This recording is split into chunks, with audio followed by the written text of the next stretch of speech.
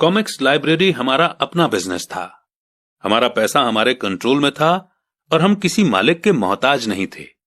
इसमें सबसे अच्छी बात यह थी कि हमारे बिजनेस से हमें तब भी पैसा मिलता था जब हम वहां खुद मौजूद नहीं होते थे। उस समय हम पैसे के लिए काम नहीं करते थे, बल्कि हमारा पैसा हमारे लिए काम करता था। ज्यादा सैलरी देने के बजाय अमीर डैडी ने हमें इतनी बढ़िया एडवाइस दे दी थी। और इसी के साथ ही बेहद इंपॉर्टेंट चैप्टर यहीं पर समाप्त होता है। इसके बाद बढ़ेंगे अगले चैप्टर की ओर और लेसन नंबर 2 की तरफ कि पैसे की समझ क्यों सिखाई जानी चाहिए। चैप्टर 3 लेसन 2 पैसे की समझ क्यों सिखाई जानी चाहिए।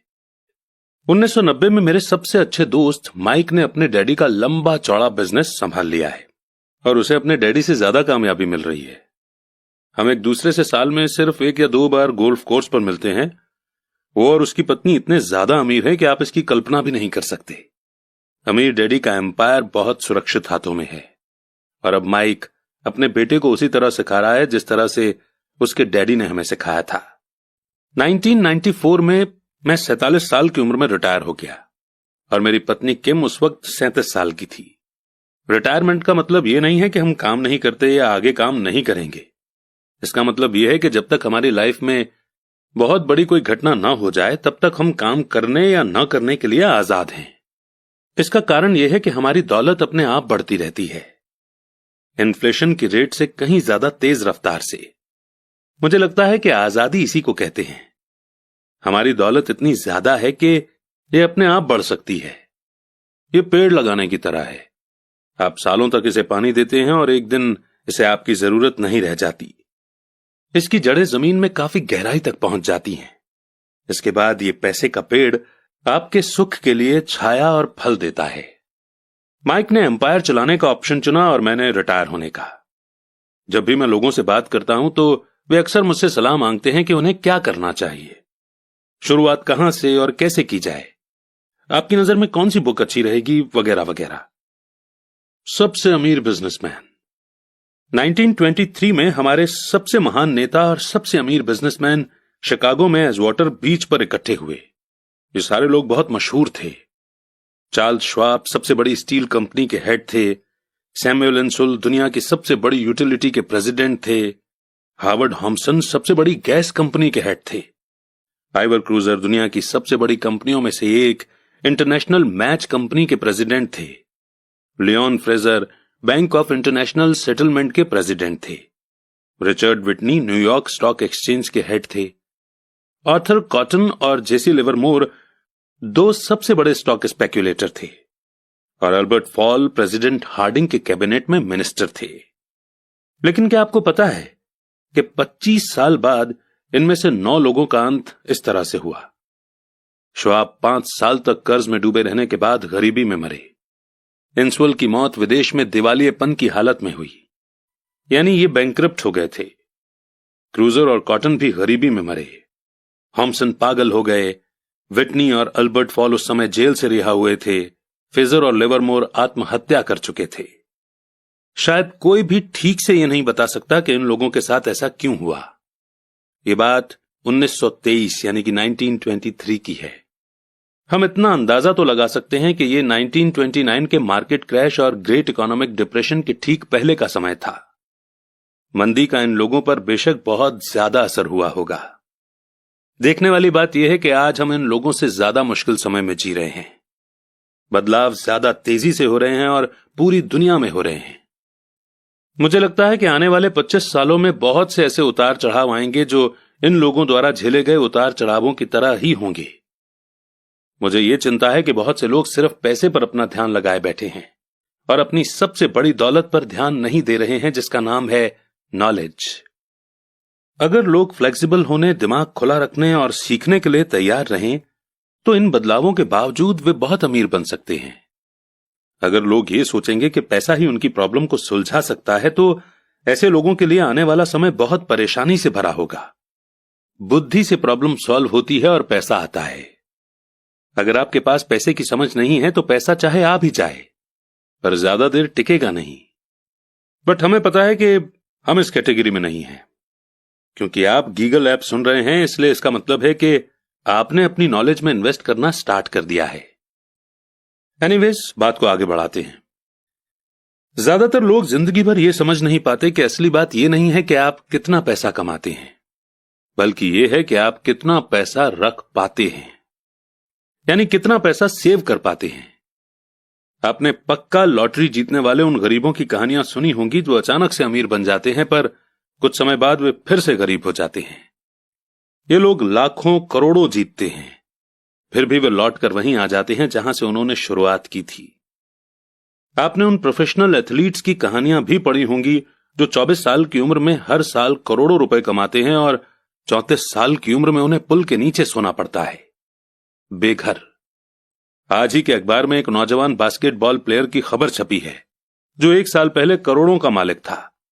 आज वो शिकायत करता फिर रहा है कि उसके दोस्तों, वकीलों और अकाउंटेंट्स ने उसके पैसे हड़प लिए और इसी वजह से आज उसे बहुत कम पैसों पर कार धोने का काम करना पड़ रहा है।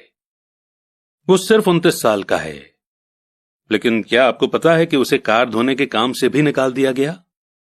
इसकी वजह यह थी कि उसने कार साफ करते समय अपनी चैंपियनशिप रिंग उतारने से मना कर दिया था, यानी हाथों से अंगूठी निकालने से मना कर दिया था, और जिसकी वजह से कार साफ करते हुए कार में निशान पड़ते थे और इसलिए उसकी खबर न्यूज़पेपर में छप गई। वो अपने निकाले जाने का विरोध कर रहा है और कहता है कि यह भेदभाव है। अंगूठी ही तो उसकी महान जिंदगी की इकलौती निशानी है। उसका कहना है कि अगर आप उसकी अंगूठी उतरवा लेंगे तो उसके पास जिंदा रहने का कोई सहारा नहीं बचेगा और वो मर जाएगा। 1997 में मैं ऐसे बहुत से लोगों को जानता हूं जो नए नए करोड़पति बन रहे हैं। एक बार फिर यह 1920 के बूम वाले दशक की याद दिला देता है। हालांकि मैं खुश हूं कि इतने ज्यादा लोग अमीर बनते जा रहे हैं, पर मैं उन्हें चेतावनी देना चाहता हूं कि लंबे समय में यह इंपॉर्टेंट नहीं है कि आपने कितना पैसा कमाया, बल्कि इंपॉर्टेंट यह है कि आपने कितना पैसा सेव किया और आपने कितनी पीढ़ियों तक उस पैसे को सेव करके रखा। तो जब लोग मुझसे पूछते हैं कि हम किस तरह शुरू करें या मुझे बताइए कि जल्दी अमीर कैसे बना जा सकता है, तो वे मेरे जवाब से बहुत निराश होते हैं। मैं उनसे सिर्फ यही कहता हूं जो मेरे अमीर डैडी ने मुझसे बचपन में कहा था, अगर तुम अमीर बनना चाहते हो तो तुम्हारे पास पैसे की समझ होनी चाहिए। जब भी मैं अमीर डैडी से मिलता था, ये थॉट, ये विचार मेरे दिमाग में हर बार भर जाता था। जैसा मैंने कहा कि मेरे पढ़े लिखे डैडी हमेशा किताबें पढ़ने के फायदे बताते रहते थे, दूसरी तरफ मेरे अमीर डैडी फाइनेंशियल नॉलेज या पैसे की समझ डेवलप करने पर भी जोर देते थे। अगर आप एक बुर्ज खलीफा जैसी ऊंची बिल्डिंग बनाने जा रहे हैं तो सबसे पहले आपको एक गहरा गड्ढा खोदना पड़ेगा और एक मजबूत नींव यानी कि फाउंडेशन डालनी होगी। अगर आप किसी टाउन में एक घर बनाने जा रहे हैं तो आपको सिर्फ एक 6 इंच कंक्रीट का स्लैब डालना होगा। ज्यादातर लोग अमीर बनने के चक्कर में 6 इंच के स्लैब पर बुर्ज खलीफा जैसी बिल्डिंग खड़ी करना चाहते हैं। हमारा स्कूल का सिस्टम उस जमाने का है जब खेती बाड़ी यानी कि एग्रीकल्चर ही इकोनॉमी का बेस थी और ज्यादातर लोग खेती बाड़ी से ही पैसे कमाते थे। आज भी ये बिना नींव के घरों में भरोसा करता है, इसीलिए स्कूल से निकलने वाले बच्चों की कोई फाइनेंशियल फाउंडेशन नहीं होती है। एक दिन जब उन्हें नींद नहीं आती और वे कर्ज में डूब जाते हैं, वो सोचते हैं कि उनकी प्रॉब्लम अमीर होकर ही सॉल्व की जा सकती है। कुल मिलाकर सच्चाई यह है कि अगर बिना फाइनेंशियल फाउंडेशन के किसी के पास पैसा आ भी जाएगा तो वो उसे जल्दी ही लूज कर देगा। एनीवे, माइक और मेरे लिए दोनों ही ऑप्शन संभव थे, क्योंकि हमारी फाइनेंशियल फाउंडेशन मजबूत थी और पैसे की समझ हमें बचपन से ही सिखाई गई थी। देखा जाए तो अकाउंटिंग शायद दुनिया का सबसे बोरिंग सब्जेक्ट है। ये बहुत उलझन भरा सब्जेक्ट भी है, पर अगर आप लंबे समय तक अमीर बने रहना चाहते हैं तो ये सबसे इंपॉर्टेंट सब्जेक्ट भी है। सवाल यह है कि आप इस बोरिंग और उलझन भरे सब्जेक्ट को अपने बच्चे को किस तरह सिखा सकते हैं। इस सवाल का जवाब है कि हम इसे आसान बना सकते हैं। अमीर डैडी ने माइक और मेरे लिए एक मजबूत फाइनेंशियल फाउंडेशन डाली थी। क्योंकि हम छोटे बच्चे थे, इसलिए उन्होंने हमें सिखाने का एक आसान तरीका निकाला। सालों तक वे सिर्फ ड्राइंग बनाते रहे और उनके साथ शब्दों का इस्तेमाल करके हमें समझाते रहे। जब माइक और मैंने उन आसान डायग्राम की मदद से इकोनॉमिक टर्म्स और पैसे के खेल को समझ लिया था, तो इसके कई सालों बाद अमीर डैडी ने नंबर को जोड़ना शुरू किया। आज माइक को जितने अकाउंटिंग एनालिसिस की जरूरत है वो उससे भी कहीं ज्यादा मुश्किल एनालिसिस कर सकता है। उसके पास बहुत बड़ा एम्पायर है। मैं इतना ज्यादा कॉम्प्लेक्स एनालिसिस नहीं करता क्योंकि मेरा एम्पायर छोटा है, पर हम दोनों की ही फाउंडेशन आसान थी। आगे आने वाले चैप्टर में मैं आपके सामने वही आसान से ड्राइंग बनाऊंगा जो माइक के डैडी ने हमारे लिए बनाए थे। हालांकि वे आसान हैं, पर इन डायग्राम्स के सहारे उन्होंने 2 छोटे बच्चों को ठोस और गहरी फाउंडेशन पर दौलत का बड़ा महल बनाना सिखाया था। रूल नंबर 1, आपको संपत्ति यानी एसेट और दायित्व यानी लायबिलिटीज का फर्क पता होना चाहिए और हमेशा एसेट ही खरीदनी चाहिए। अगर आप अमीर बनना चाहते हैं तो आपको बस इतना ही जानने की जरूरत है। ये पहला रूल है, यही इकलौता रूल है। ये बहुत आसान लगता है, पर ज्यादातर लोगों को यह पता ही नहीं है कि यह रूल कितना इंपॉर्टेंट है। ज्यादातर लोग पैसे की प्रॉब्लम में सिर्फ इसलिए उलझे रहते हैं क्योंकि उन्हें यह पता ही नहीं होता कि एसेट और लायबिलिटी में क्या फर्क होता है। अमीर लोग एसेट इकट्ठा करते हैं, गरीब और मिडिल क्लास लोग लायबिलिटी इकट्ठा करते हैं। और मजे की बात यह है कि उन लोगों को यह लगता है कि वे एसेट ही जमा कर रहे हैं। जब अमीर डैडी ने माइक और मुझे यह बताया तो हमने सोचा कि वे मजाक कर रहे हैं। हम 2 बच्चे अमीर बनने का राज जानने के लिए इतने हैरान परेशान थे, जबकि उनका जवाब इतना आसान था। ये इतना ज्यादा आसान था कि हमें इस बात पर सोचने के लिए बहुत देर तक ठहरना पड़ा। एसेट क्या होता है? माइक ने पूछा। अभी उसके बारे में चिंता मत करो, अमीर डैडी ने कहा। अभी सिर्फ इस बात को अपने दिमाग में घुस जाने दो।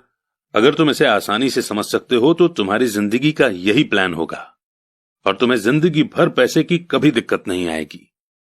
यह आसान है इसलिए अनदेखा कर दिया जाता है। आपका मतलब यह है कि हमें बस इतना ही जानने की जरूरत है कि एसेट क्या है। यह जानने के बाद हम उसे हासिल कर लें और अमीर बन जाएं? मैंने पूछा।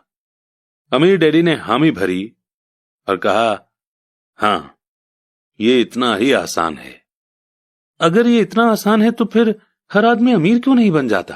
मैंने पूछा। अमीर डैडी ने मुस्कुराकर कहा, क्योंकि वो लोग एसेट और लायबिलिटी में फर्क नहीं कर पाते। मुझे याद है मैंने पूछा था, बड़े लोग इतना मूर्ख कैसे हो सकते हैं?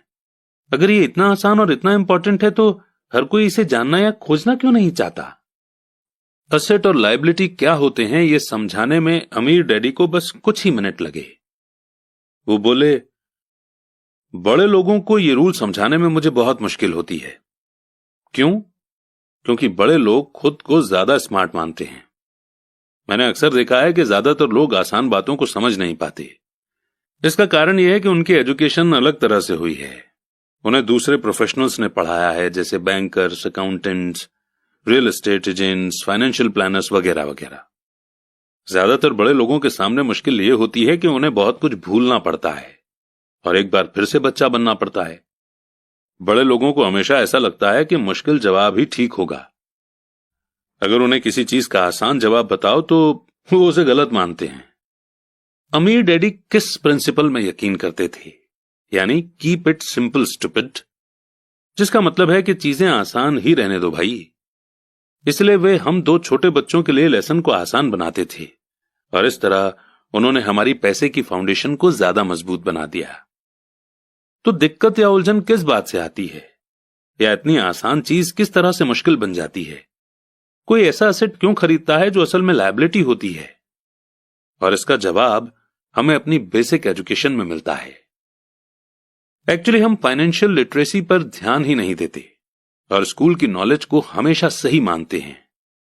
सवाल यह है कि कोई चीज एसेट है या लायबिलिटी, ये पता कैसे चलेगा? अगर आप सचमुच खुद को कंफ्यूज करना चाहें तो इन शब्दों को डिक्शनरी में देख लें। मैं जानता हूं कि वहां दी हुई डेफिनेशन किसी अकाउंटेंट को अच्छी लगती होगी, पर दिक्कत यह है कि आम आदमी उन्हें पूरी तरह से समझ नहीं पाता। फिर भी हम एडल्ट लोग ये मानते हैं कि इतने आसान शब्द हम अगर किसी से पूछेंगे तो हमारी बेइज्जती हो जाएगी, लोग हम पर हंसेंगे। छोटे बच्चों को समझाते समय अमीर डैडी ने एक बार कहा था, एसेट को शब्दों के द्वारा नहीं, नंबर के द्वारा पढ़ा जाता है, और अगर आप नंबर को नहीं पढ़ सकते तो आपको एसेट और जमीन में खुदे गड्ढे में कोई फर्क महसूस नहीं होगा।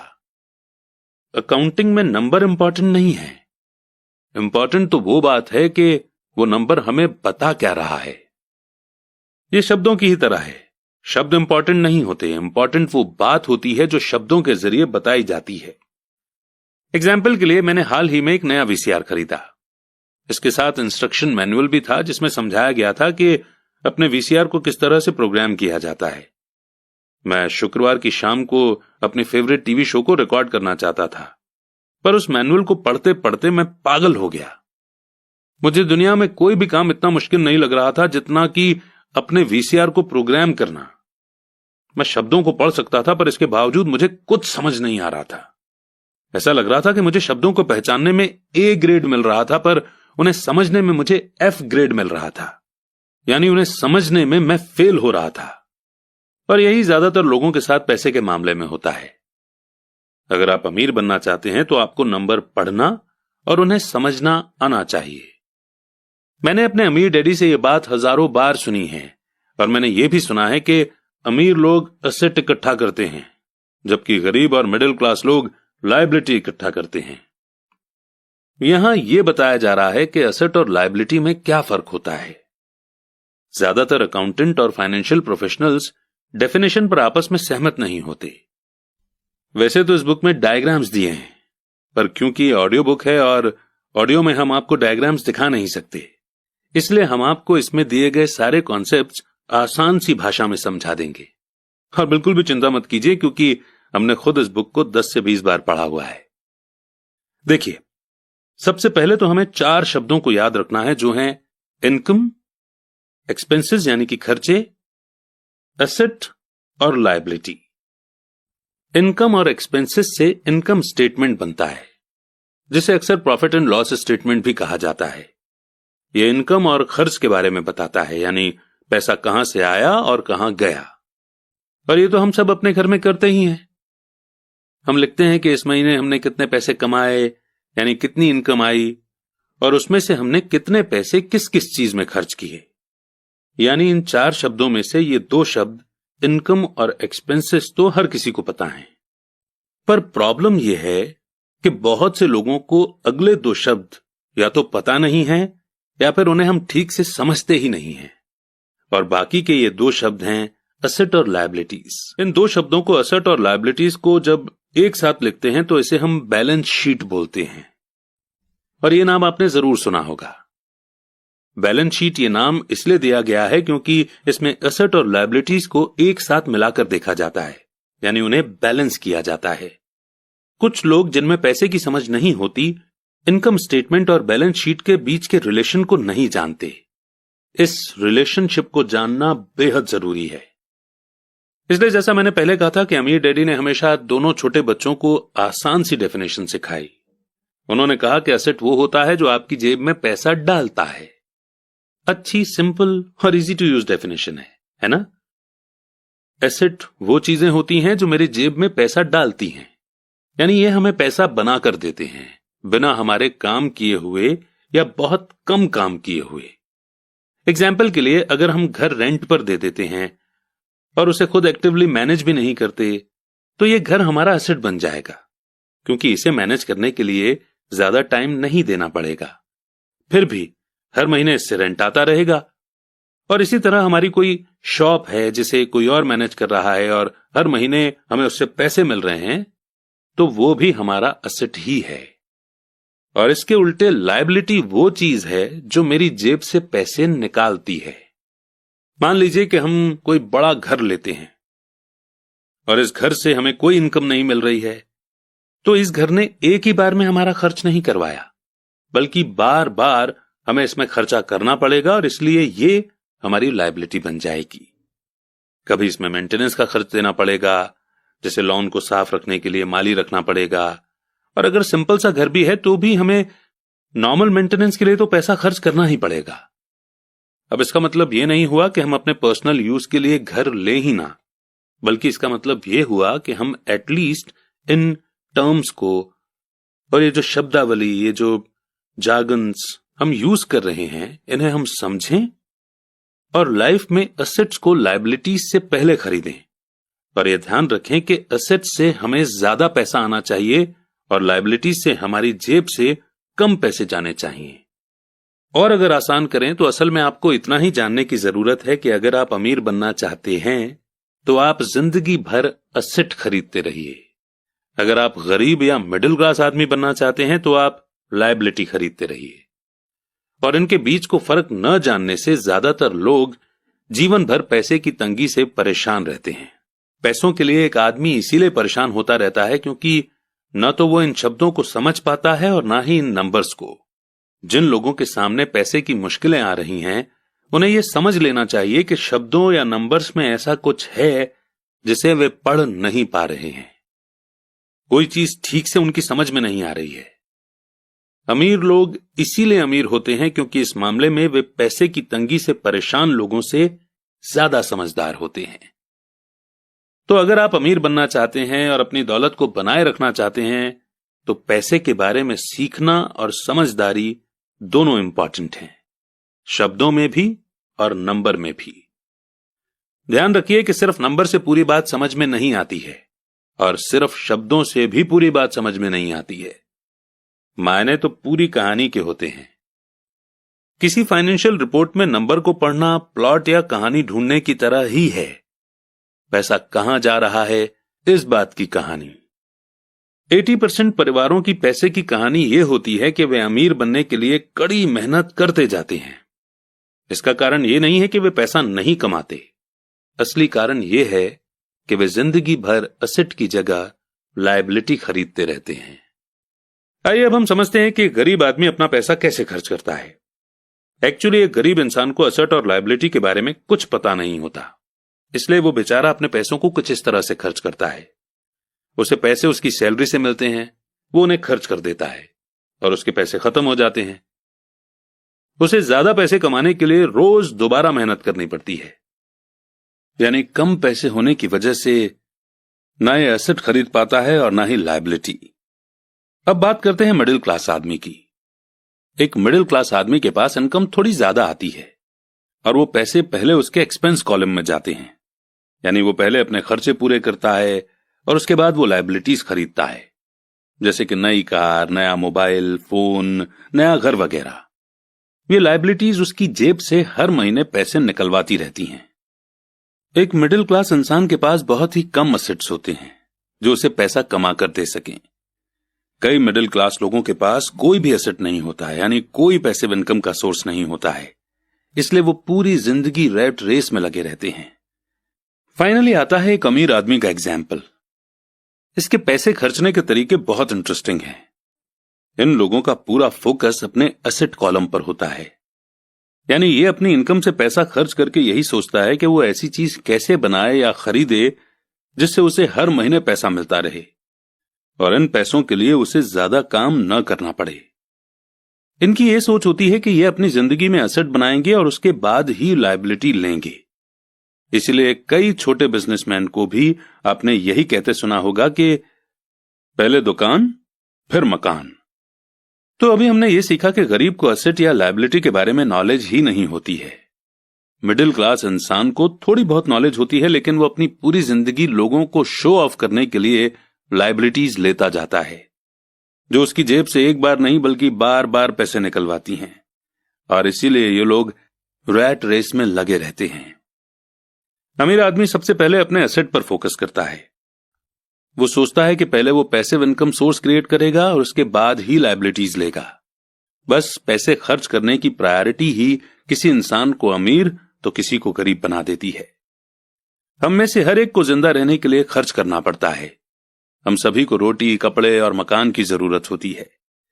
एक गरीब, मिडिल क्लास और अमीर आदमी की जिंदगी में पैसा किस तरह आता जाता है, इसे हम कैश फ्लो बोलते हैं, और कैश फ्लो पूरी कहानी बता देता है। इस कहानी में यह बताया जाता है कि वो आदमी अपने पैसे का किस तरह से इस्तेमाल करता है। एक बार पैसा हाथ में आ जाने के बाद वो उस पैसे का क्या करता है। मैंने अपनी कहानी अमेरिका के सबसे अमीर लोगों से इसीलिए शुरू की ताकि मैं ये बता सकूं कि इतने सारे लोगों की सोच में कहां गलती होती है। गलती ये होती है कि वे ये मानते हैं कि पैसे से सारी प्रॉब्लम हल हो जाती है।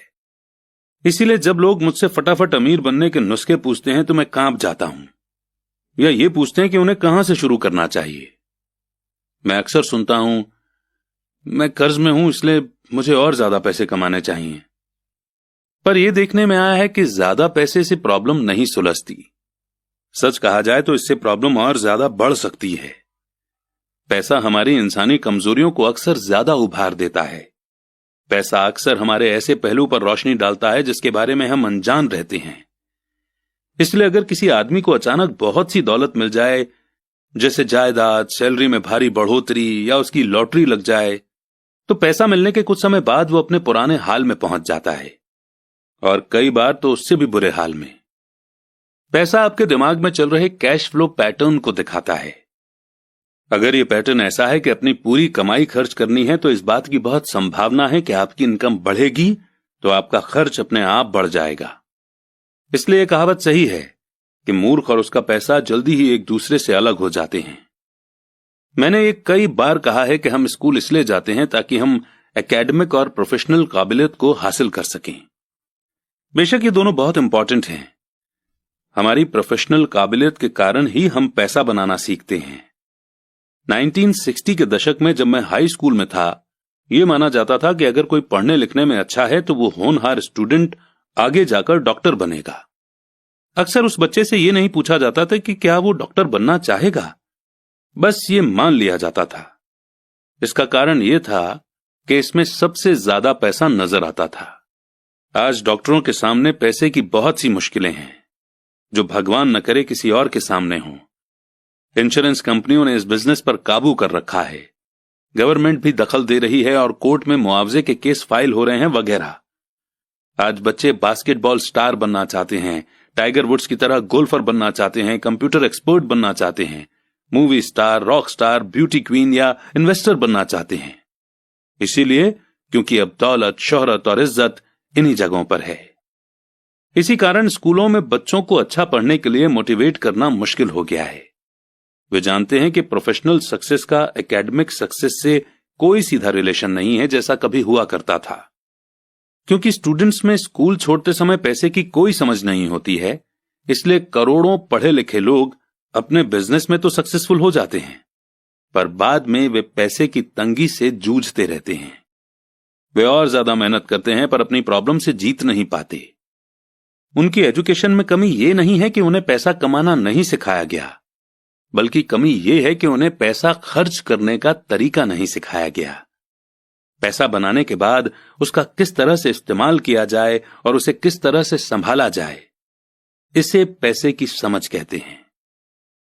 पैसा एक बार कमाने के बाद उसका क्या किया जाए, इसे अपने पास कितने लंबे समय तक रोका जाए और अपने पैसे से कड़ी मेहनत कैसे करवाई जाए। ज्यादातर लोग ये नहीं बता पाते कि उनकी पैसे की तंगी का कारण क्या है। ऐसा इसलिए होता है क्योंकि उनमें कैश फ्लो की समझ नहीं होती है।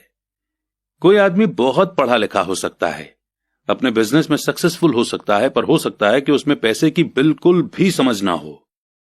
ऐसे लोग अक्सर जरूरत से ज्यादा कड़ी मेहनत करते हैं, क्योंकि उन्होंने कड़ी मेहनत करना तो सीखा है, पर पैसे से अपने लिए कड़ी मेहनत करवाना नहीं सीखा।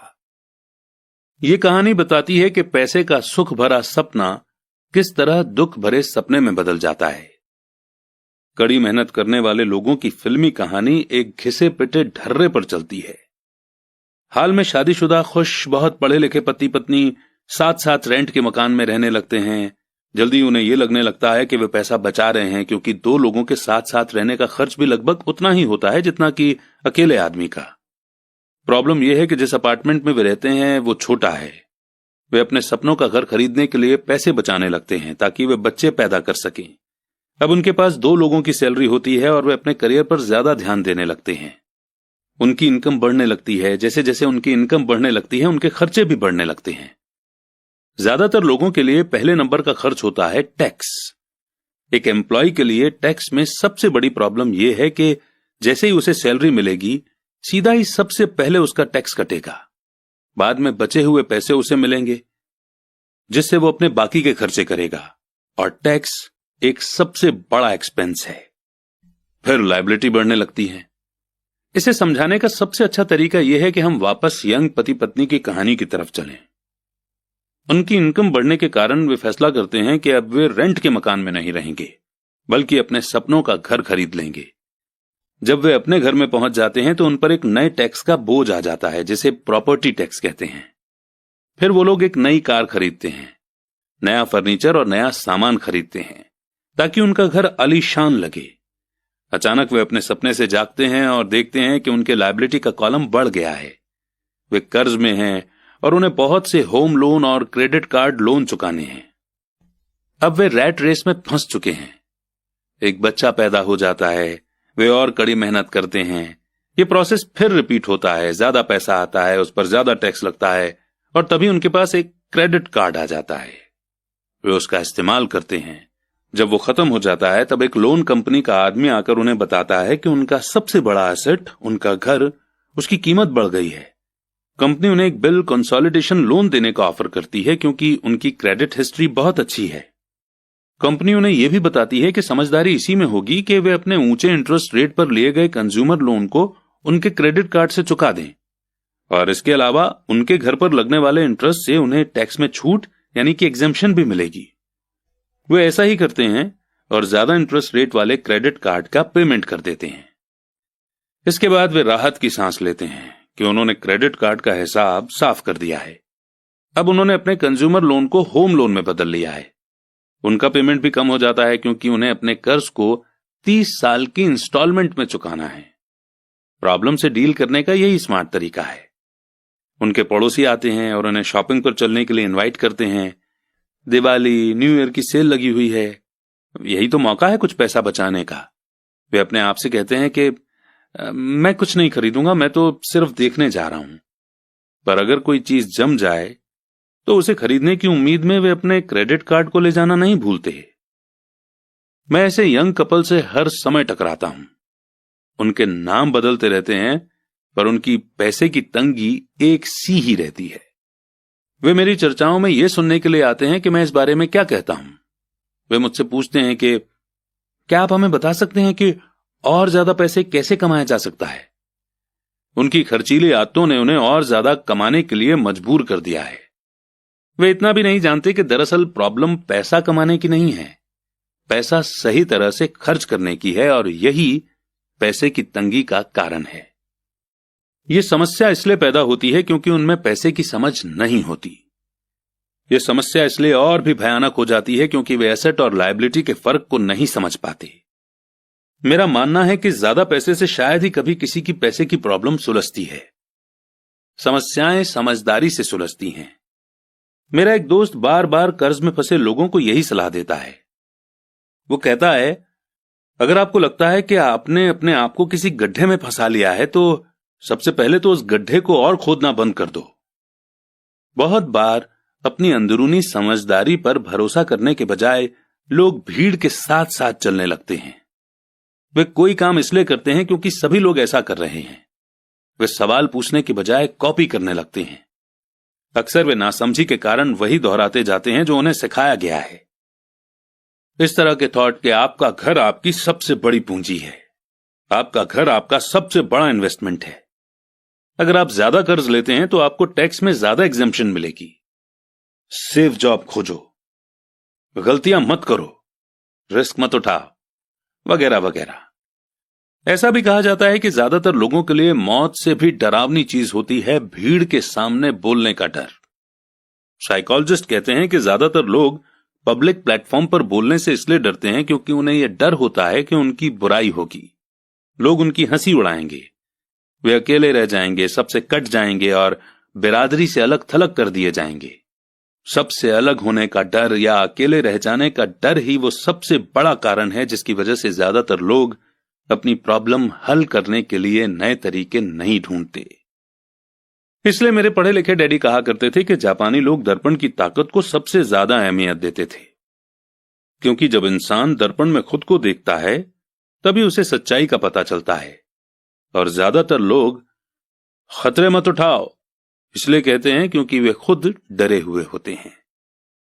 ये किसी भी चीज के बारे में कहा जा सकता है, जैसे गेम में, रिलेशनशिप में, करियर में, पैसों का डर, समाज से कट जाने का डर।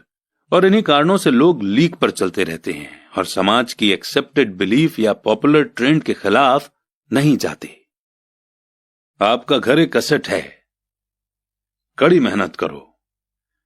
प्रमोशन का सवाल है, एक दिन मैं वाइस प्रेसिडेंट बन जाऊंगा।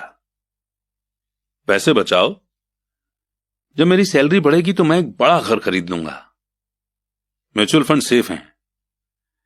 भीड़ के साथ चलने और पड़ोसियों के ऐशो आराम की कॉपी करने के कारण पैसे की बहुत सी प्रॉब्लम पैदा होती है। कई बार हम सभी को दर्पण में देखने की जरूरत होती है और हमें अपने डर के बजाय अपनी अंदरूनी समझदारी से सोचना चाहिए। जब माइक और मैं 16 साल के हुए तो हमें स्कूल में प्रॉब्लम आने लगी थी। हम बुरे बच्चे नहीं थे, हम सिर्फ अपने आप को भीड़ से अलग कर रहे थे। स्कूल के बाद और शनिवार रविवार को हम माइक के डैडी के लिए काम करते थे। माइक और मैं अक्सर घंटों तक उसके डैडी के साथ बैठे रहते थे जब वे अपने बैंकर्स, वकीलों, अकाउंटेंट, ब्रोकर, इन्वेस्टर्स, मैनेजर्स और एम्प्लॉइज के साथ डिस्कशन करते थे। माइक के डैडी ने 13 साल की उम्र में स्कूल छोड़ दिया था और अब वे पढ़े लिखे लोगों को रास्ता दिखा रहे थे, उन्हें ऑर्डर और इंस्ट्रक्शंस दे रहे थे, उनसे सवाल पूछ रहे थे। पढ़े लिखे लोग उनकी एक आवाज पर दौड़े चले आते थे और उनके गुस्से से डरते थे। यह आदमी कभी भीड़ के साथ नहीं चला। इस आदमी ने खुद के दम पर सोचा और फैसले किए। उन्हें इन शब्दों से चिढ़ होती थी, हमें इसे इस तरह से इसलिए करना पड़ेगा क्योंकि सभी लोग इसी तरह से करते हैं। वे नहीं हो सकता, इन शब्दों से भी बहुत चिढ़ते थे। अगर आप उनसे कोई काम करवाना चाहते थे तो आपको बस इतना ही कहना था, मुझे लगता है कि आप इसे नहीं कर सकते। माइक और मैं उनके साथ रहकर जितना सीखे उतना हमने स्कूल के बिताए सालों में कभी नहीं सीखा, कॉलेज में भी नहीं। माइक के डैडी के पास स्कूल की एजुकेशन तो नहीं थी, पर उनके पास पैसे की नॉलेज थी और इसी कारण वे सक्सेसफुल भी थे। वे हमें बार बार बताया करते थे कि एक समझदार आदमी अपने से ज्यादा समझदार लोगों को जॉब पर रख सकता है। इसीलिए माइक और मुझे समझदार लोगों की बातें सुनने और उनसे सीखने का फायदा मिला। पर इसके कारण माइक और मैं दोनों ही उस सोशल बिलीफ के साथ नहीं चल पाए जो हमारे टीचर हमें सिखाते थे और इस वजह से कई प्रॉब्लम्स पैदा हो गईं। जब कोई टीचर कहता था कि अगर तुम्हें अच्छे नंबर नहीं मिलते हैं तो तुम दुनिया में कुछ नहीं कर सकते, तो माइक और मैं अपनी भवें चढ़ा लेते थे।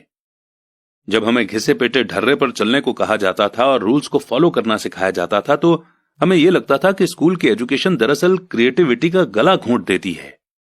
हम अमीर डैडी की यह बात समझने लगे थे कि स्कूलों को इसलिए बनाया गया है ताकि वहां अच्छे एम्प्लॉय तैयार हो सके, न कि अच्छे मालिक। कभी कभार माइक या मैं टीचर से पूछते थे कि हम जो पढ़ रहे हैं वो असल जिंदगी में कितना काम आएगा, या हमें पैसों के बारे में क्यों नहीं पढ़ाया जाता है। दूसरे सवाल का अक्सर जवाब मिलता था कि पैसा इंपॉर्टेंट नहीं है और अगर हम अच्छी पढ़ाई करेंगे तो पैसा अपने आप मिलने लगेगा। हम पैसे की ताकत के बारे में जितना ज्यादा जानते जाते थे, अपने टीचर्स और साथ पढ़ने वाले बच्चों से उतना ही दूर होते जाते थे। मेरे पढ़े लिखे डैडी ने कभी मुझ पर अच्छे नंबरों के लिए दबाव नहीं डाला। मुझे इस बात पर हैरत होती है कि उन्होंने ऐसा क्यों नहीं किया, पर हम लोगों में पैसे को लेकर अक्सर बहस होने लगी थी। जब मैं 16 साल का हुआ तो मेरी पैसे की बुनियाद मेरी मम्मी डैडी से अच्छी हो चुकी थी। मैं हिसाब किताब रख सकता था। मैं tax accountants, corporate attorney, bankers, real estate brokers, investors वगैरह की बातें सुनता था। मेरे डैडी टीचर्स से बातें करते थे। एक दिन मेरे डैडी मुझे बता रहे थे कि हमारा घर हमारे लिए सबसे बड़ा इन्वेस्टमेंट क्यों है। इस बात को लेकर हम लोगों में बहस हो गई जब मैंने उन्हें यह बताया कि घर हमारे लिए एक अच्छा इन्वेस्टमेंट क्यों नहीं है। अपने अपने घरों को लेकर मेरे अमीर डैडी और मेरे गरीब डैडी के विचारों में कितना फर्क था। एक डैडी के हिसाब से उनका घर एक असेट था, जबकि दूसरे डैडी के हिसाब से ये एक लायबिलिटी थी। घर के साथ साथ उससे जुड़े कुछ दूसरे खर्च भी बढ़ जाते हैं, यानी अदर एक्सपेंसेस। एक ज्यादा बड़े घर का मतलब था और ज्यादा खर्चा। इसका मतलब था कि कैश फ्लो खर्च के कॉलम से होकर गुजरता रहता था। आज भी लोग मुझसे इस बात पर बहस करते हैं कि उनका घर असेट क्यों नहीं होता। मैं जानता हूं कि बहुत से लोगों के लिए खुद का घर उनका सबसे बड़ा सपना होता है और इसीलिए वे इसे अपना सबसे बड़ा इन्वेस्टमेंट मानते हैं। अपने घर के मालिक होने से ज्यादा अच्छा कुछ भी नहीं है। मैं इस पॉपुलर बिलीफ को देखने का एक और नजरिया दिखाना चाहता हूं।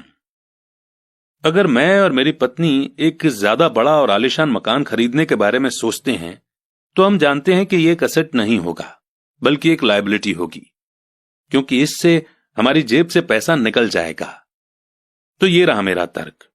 हालांकि ज्यादातर लोग मुझसे सहमत नहीं होंगे, क्योंकि घर एक इमोशनल चीज होती है और जब पैसे का सवाल आता है तो भावनाएं पैसे की समझ को हरा देती हैं। मुझे पर्सनल एक्सपीरियंस से पता है कि पैसा हर फैसले को इमोशनल बना देता है। एक, जब घर की बात आती है तो मैं ये बताना चाहता हूं कि ज्यादातर लोग उस घर की कीमत चुकाने के लिए जिंदगी भर काम करते हैं, जिसके वे कभी पूरी तरह से मालिक नहीं होते। दूसरे शब्दों में, ज्यादातर लोग एक घर खरीदने के कुछ सालों बाद दूसरा घर खरीदते हैं और हर बार पहले मकान के लिए जो वो कर्ज लेते हैं उस पर उनके पास हर बार फिर से 30 साल का नया कर्ज हो जाता है।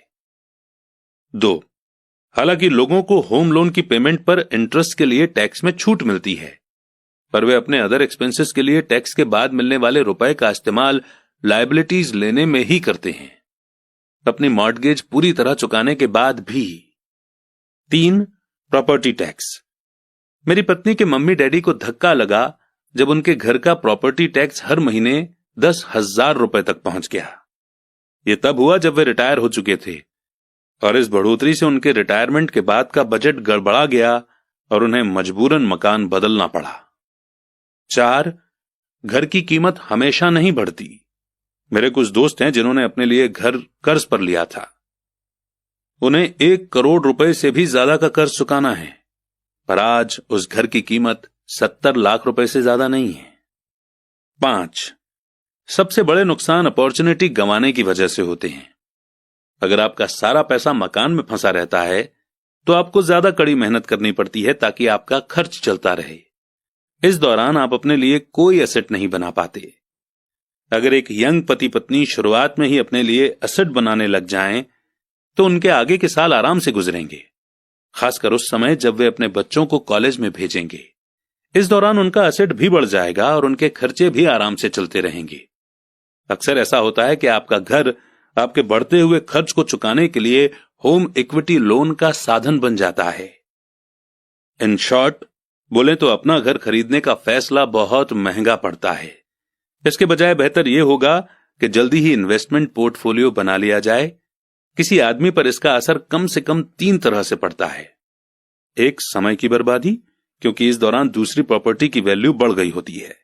2, एक्स्ट्रा कैपिटल की बर्बादी, जिसे दोबारा इन्वेस्ट किया जा सकता था, जबकि घर खरीदने के बाद आपको घर से सीधे जुड़े बहुत से खर्चे उठाने पड़ते हैं। 3, एजुकेशन की बर्बादी।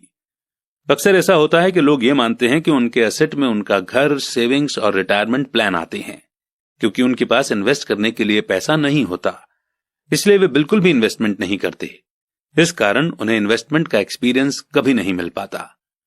ज्यादातर लोग एक समझदार इन्वेस्टर नहीं बन पाते और सबसे बढ़िया इन्वेस्टमेंट आमतौर पर सबसे पहले समझदार इन्वेस्टर्स को बेचे जाते हैं, जो बाद में उन्हें सेफ खेलने वाले लोगों को बेचते हैं।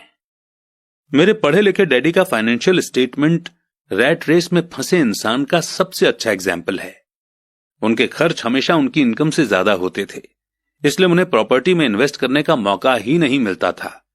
इसका नतीजा यह होता था कि उनकी लायबिलिटी जैसे होम लोन और क्रेडिट कार्ड के कर्ज उनकी जेब से हर महीने इतना पैसा निकाल लेते थे जितना कि उनके एसेट उनके लिए कभी भी नहीं कमा पाते थे।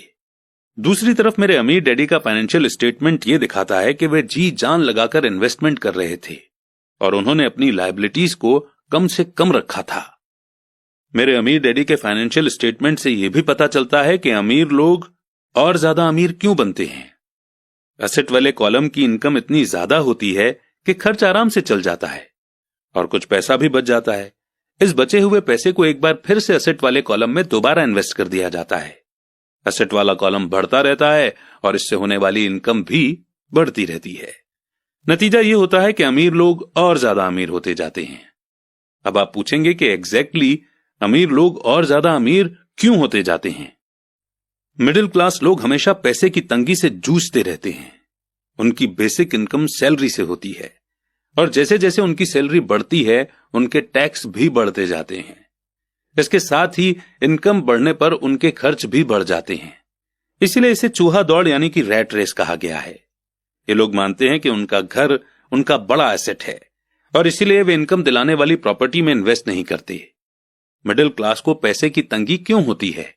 आज की कर्जदार सोसाइटी यानी कि क्रेडिट सोसाइटी दो बातें मानती है। पहली ये कि खुद का घर एक इन्वेस्टमेंट होता है और दूसरी ये कि सैलरी बढ़ने पर खर्च भी बढ़ना चाहिए या एक ज्यादा बड़ा घर खरीद लेना चाहिए। बढ़ते हुए खर्च के कारण परिवार ज्यादा कर्ज में फंस जाते हैं और उन्हें पैसे की और ज्यादा तंगी का सामना करना पड़ता है। हालांकि वे अपनी जॉब में लगातार तरक्की कर रहे हैं और उनकी सैलरी लगातार बढ़ती जा रही है। इसे हाई रिस्क लिविंग या बहुत जोखिम भरी लाइफस्टाइल कहा जाता है और इसका कारण यह है कि ऐसे लोगों में पैसे की समझ नहीं होती। 1990 के दशक में यानी कि 1990 के डिकेड में जॉब में भारी कटौती से यह बात पता चली कि मिडिल क्लास पैसे के मामले में कितना इनसिक्योर है। अचानक कंपनी पेंशन प्लान की जगह पर 401 के प्लान आ गए हैं। अगर इंडिया की बात करें तो इंडिया में भी 2004 के बाद से पेंशन देना बंद कर दिया गया। सिर्फ डिफेंस सर्विसेज में पेंशन्स हैं और एनपीएस यानी कि न्यू पेंशन स्कीम स्टार्ट कर दी गई और इससे रिटायरमेंट का सहारा नहीं बनाया जा सकता। मिडिल क्लास में घबराहट का माहौल पैदा हो गया है। आज एक अच्छी बात यह है कि ज्यादातर लोग ये बातें समझते हैं और इसलिए उन्होंने म्यूचुअल फंड खरीदना शुरू कर दिया है। इन्वेस्टमेंट में हुई बढ़ोतरी के कारण ही हमने स्टॉक मार्केट में इतनी तेजी देखी है। आज मिडिल क्लास की बढ़ती मांग को पूरा करने के लिए नए नए म्यूचुअल फंड बनते जा रहे हैं। म्यूचुअल फंड इसलिए पॉपुलर हैं क्योंकि वे सेफ होने के सिंबल हैं। म्यूचुअल फंड खरीदने वाले आदमी जॉब में, टैक्स और होम लोन चुकाने में, अपने बच्चों की कॉलेज की फीस के लिए पैसे बचाने में और अपने क्रेडिट कार्ड का हिसाब साफ रखने में बहुत ज्यादा बिजी हैं। उनके पास इतना समय ही नहीं है कि वे इन्वेस्ट करने की स्किल सीख सकें। इसीलिए वे म्यूचुअल फंड के मैनेजर की काबिलियत पर भरोसा करते हैं।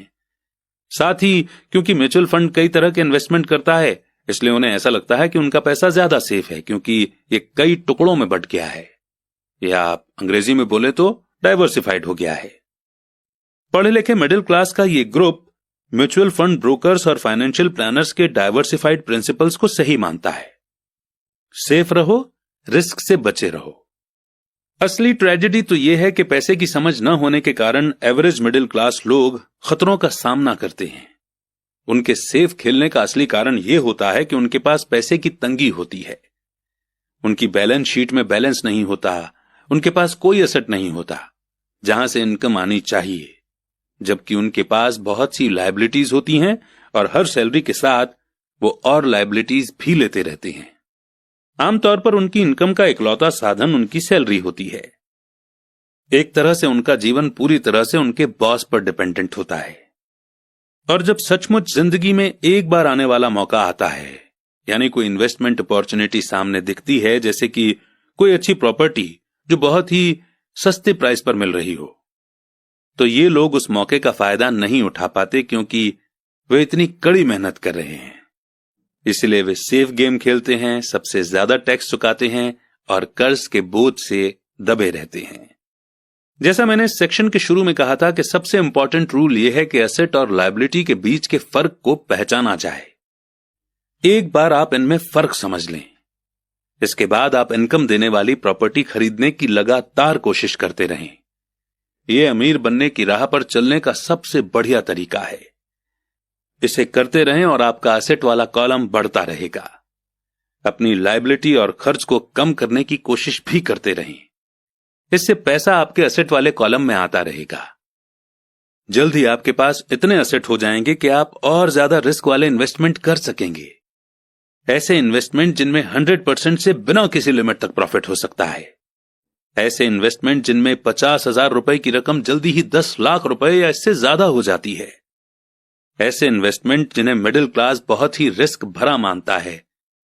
इन्वेस्टमेंट रिस्की नहीं है, बल्कि ये उस इंसान की पैसे की नासमझी है, फाइनेंशियल इग्नोरेंस यानी कि अज्ञान है, जो उसे बहुत रिस्क भरा बना देती है।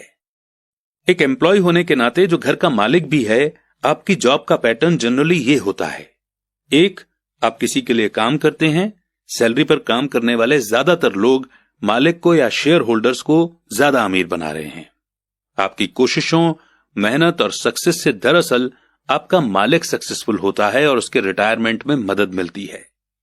2, आप गवर्नमेंट के लिए काम करते हैं, आप इसे देख पाएं इसके पहले ही गवर्नमेंट आपकी सैलरी में से अपना हिस्सा ले लेती है। ज्यादा कड़ी मेहनत करके आप गवर्नमेंट को देने वाले टैक्स में बढ़ोतरी करते हैं। ज्यादातर लोग जनवरी से मई तक सिर्फ और सिर्फ गवर्नमेंट के लिए काम करते हैं। 3, आप बैंक के लिए काम करते हैं। टैक्स चुकाने के बाद आपका सबसे बड़ा खर्च आमतौर पर अपना होम लोन और क्रेडिट कार्ड का कर्ज चुकाना होता है। अगर आप सिर्फ ज्यादा कड़ी मेहनत से काम करते जाएं तो प्रॉब्लम यह है कि तीनों ही मामलों में आपकी ज्यादा मेहनत से किसी और को ज्यादा फायदा मिलता है। आपको यह सीखना चाहिए कि आपकी ज्यादा मेहनत से किस तरह आपको और आपके परिवार को सीधा फायदा मिल सकता है। अगर आप ये फैसला कर भी लें कि आप अपने काम से काम रखेंगे, फिर भी आपको यह नहीं पता होता कि आपके गोल्स को किस तरह से सेट किया जाए। ज्यादातर लोग अपने प्रोफेशन को बनाए रखना चाहते हैं और अपनी सैलरी के सहारे ही असेट बनाना चाहते हैं। जब उनकी वेल्थ बढ़ती है तो वे किस तरह से अपनी सक्सेस को मापते हैं।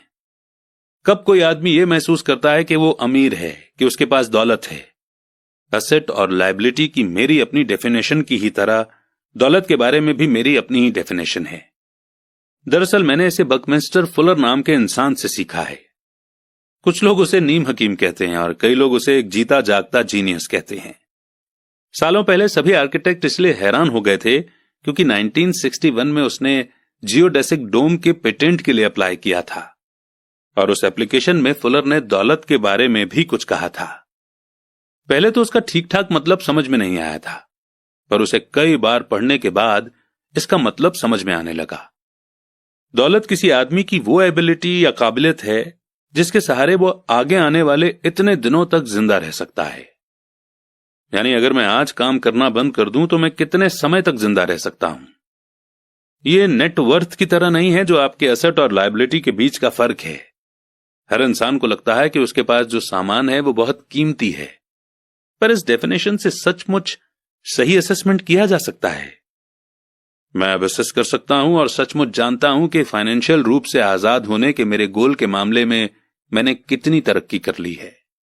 हालांकि नेटवर्थ में ऐसी चीजें भी आ जाती हैं जिनसे पैसा नहीं आता, जैसे वो चीज जो आपके गैरेज में खड़ी है। दौलत का सीधा सा हिसाब यह है कि आपका पैसा कितना पैसा बना रहा है और इसीलिए आप फाइनेंशियल रूप से कितने दिनों तक जिंदा रह सकते हैं। दौलत दरअसल असेट के कॉलम की कैश फ्लो के लायबिलिटी वाले कॉलम के साथ तुलना है। एक एग्जाम्पल लेते हैं। मान लीजिए कि मेरे पास हर महीने में अपने एसेट से 10,000 रुपए कैश आ रहा है और मेरा खर्च हर महीने 20,000 रुपए है। तो सवाल यह है कि मेरे पास कितनी दौलत है। अब हम बकमिस्टर फुलर की डेफिनेशन की तरफ चलते हैं। उनके डेफिनेशन के हिसाब से मैं कितने दिनों तक जिंदा रह सकता हूं। अगर हम एक महीने में 30 दिन मान लें तो इस डेफिनेशन के हिसाब से मैं 15 दिन तक जिंदा रह सकता हूं। जब मैं अपने एसेट से हर महीने 20,000 का कैश फ्लो हासिल करने लग जाऊंगा तो मैं अमीर हो जाऊंगा। हालांकि मैं अमीर नहीं हूं, पर मैं फाइनेंशियली फ्री हूं। हर महीने मेरे एसेट से मुझे जो इनकम मिलती है वो मेरे महीने भर के खर्च के लिए काफी होती है। अगर मैं अपने खर्च को बढ़ाना चाहता हूं तो मुझे इसके पहले अपने एसेट से आने वाले कैश फ्लो को बढ़ाना होगा। यह ध्यान रखें कि इस पॉइंट पर मैं अपनी सैलरी पर बिल्कुल भी डिपेंडेंट नहीं हूं। मैंने अपने एसेट बनाने में जी तोड़ कोशिश की थी और मैं इसमें सक्सेसफुल भी हुआ, जिसके कारण आज मैं फाइनेंशियल रूप से आजाद हो गया हूं। अगर मैं आज अपनी जॉब छोड़ भी दूं तो मेरे एसेट से इतना कैश फ्लो आता रहेगा कि मेरा खर्च आसानी से चलता रहेगा। मेरा अगला गोल यह होगा कि मेरे एसेट से आने वाले एक्स्ट्रा कैश को फिर से एसेट वाले कॉलम में इन्वेस्ट कर दिया जाए। मैं जितने पैसे अपने लिए एसेट्स बनाने में खर्च करता रहूंगा, मेरे एसेट्स मुझे उतना ही पैसा देते रहेंगे। यानी मेरा एसेट वाला कॉलम जितना ज्यादा बढ़ता है वहां से उतना ही ज्यादा कैश फ्लो आता है, और जब तक मैं अपने खर्च यानी एक्सपेंसेस को आने वाले कैश से कम रखता हूं तब तक मैं ज्यादा अमीर बनता रहूंगा। ध्यान देने वाली बात यह है कि मेरी इनकम फिजिकल मेहनत से नहीं बल्कि दूसरे तरीके से हो रही है। जब तक री इन्वेस्टमेंट का यह प्रोसेस चलता रहेगा मैं अमीर बनने के रास्ते पर तेजी से चलता रहूंगा। अमीरी का असली डेफिनेशन देखने वाले की नजर में होता है। आप कभी बेहद अमीर नहीं हो सकते। तो आइए इस चैप्टर के लेसन को हम एक बार रिव्यू कर लेते हैं। पहला, अमीर एसेट खरीदते हैं। दूसरा, गरीब सिर्फ खर्च करते हैं, मिडिल क्लास लायबिलिटी खरीदता है, पर यह सोचता है कि वो असेट खरीद रहा है। चैप्टर 4 लेसन 3, अपने काम से काम रखो। 1974 में मैकडॉनल्ड के मालिक रे क्रॉक से रिक्वेस्ट की गई कि वे ऑस्टिन में टेक्सास यूनिवर्सिटी में एमबीए की क्लास में लेक्चर दें। मेरा एक करीबी दोस्त कीथ कनिंघम वहां एमबीए कर रहा था। बहुत अच्छी और इंस्पिरेशन डिस्कशन के बाद क्लास खत्म हो गई और स्टूडेंट्स ने रे से पूछा कि क्या वे बियर पीने के लिए उनके फेवरेट बार में चलेंगे। इसके लिए रे तैयार हो गए। जब सब लोगों के हाथ में बियर आ गई तब रे ने पूछा, क्या तुम स्टूडेंट्स को पता है कि मेरा असली बिजनेस क्या है? कीथ ने कहा कि यह सुनकर हर कोई हंस पड़ा, क्योंकि ज्यादातर एमबीए स्टूडेंट्स को लगा जैसे रे मजाक कर रहे थे। किसी ने जवाब नहीं दिया, इसलिए रे ने दोबारा से यही सवाल पूछा, आप लोगों की नजरों में मेरा बिजनेस क्या है? स्टूडेंट्स दोबारा हंस दिए और आखिरकार एक बहादुर स्टूडेंट ने जोर से कहा, रे, दुनिया में ऐसा कौन है जो ये नहीं जानता कि आप हैमबर्गर के बिजनेस में हैं? अब रे हंस दिए। वो बोले, मुझे मालूम था आप लोग यही कहेंगे। फिर वे एक पल के लिए रुके और इसके बाद उन्होंने कहा, लेडीज एंड जेंटलमैन, मैं हैमबर्गर बिजनेस में नहीं हूं। मेरा असली बिजनेस है रियल एस्टेट। कीथ ने कहा कि रे ने अपने नजरिए को समझाने के लिए काफी समय लिया। अपने बिजनेस प्लान में रे जानते थे कि बिजनेस का ओरिजिनल गोल हैमबर्गर फ्रेंचाइजी बेचना था, पर वे कभी भी हर फ्रेंचाइजी की लोकेशन को नहीं भूले। वे जानते थे कि रियल एस्टेट और इसकी लोकेशन हर फ्रेंचाइजी की सक्सेस में सबसे इंपॉर्टेंट फैक्टर है। बेसिकली वो आदमी जो फ्रेंचाइजी खरीद रहा था और रे क्रॉक के ऑर्गेनाइजेशन की फ्रेंचाइजी चेन का मेंबर बनता था, तो वो ही उस जमीन के लिए पैसे दे रहा था और उसे खरीद रहा था। आज मैकडॉनल्ड दुनिया में रियल एस्टेट का सबसे बड़ा अकेला मालिक है, जिसके पास कैथोलिक चर्च से भी ज्यादा रियल एस्टेट है। आज उनके पास अमेरिका और दुनिया के दूसरे देशों में सबसे कीमती चौराहे और नुक्कड़ हैं। कीथ ने कहा कि यह उसकी जिंदगी का बहुत बड़ा सबक था। आज कीथ के पास कार धोने का बिजनेस है, पर उसका असली बिजनेस है कार धोने के गैरेज के नीचे का रियल एस्टेट। पिछले चैप्टर के अंत में हमने यह बताया था कि ज्यादातर लोग दूसरों के लिए काम करते हैं, बस अपने लिए काम नहीं करते। वे पहले तो कंपनी मालिकों के लिए काम करते हैं, फिर टैक्स के कारण गवर्नमेंट के लिए काम करते हैं और आखिरकार बैंक के लिए काम करते हैं जो उनके मॉर्टगेज का मालिक होता है। जब हम छोटे थे तो हमारे आसपास मैकडॉनल्ड का कोई फ्रेंचाइजी आउटलेट नहीं था, पर मेरे अमीर डैडी ने माइक और मुझे वही सबक सिखा दिया था जो टेक्सास यूनिवर्सिटी में रे क्रॉक ने सिखाया था। यह अमीरों का सीक्रेट नंबर 3 है। अगला सीक्रेट यह है